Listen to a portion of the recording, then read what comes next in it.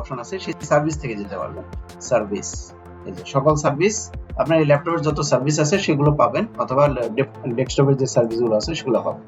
তো এই ক্ষেত্রে আপনি সর্বনিচে যাবেন, সবার নিচে গিয়ে দেখবেন উইন্ডোজ যে আপডেট অপশনটা থাকে সেই অপশন। এখানে তো উইন্ডোজ নামে পি দিয়ে তারপরে পির পরে এটা লেটার অনুযায়ী আসে, এই যে আপডেট অপশনটা আসছে, এখানে ডাবল ক্লিক করলেও পাবেন অথবা রাইট বাটন ক্লিক করলেও পাবেন।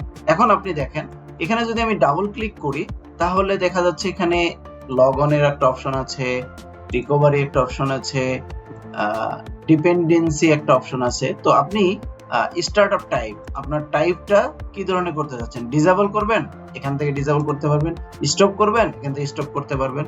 এখন আমি যদি ডিসেবল করে দিই, ডিসেবল করে এখান থেকে স্টার্ট করে দিই যে হ্যাঁ এটা ডিসেবল, এরপরে কখনো উইন্ডোজ আপডেট চাইবে না। এখন এটা অলরেডি এটা আমি ডিসেবল করে দিয়েছি, এখন সে ডিসেবল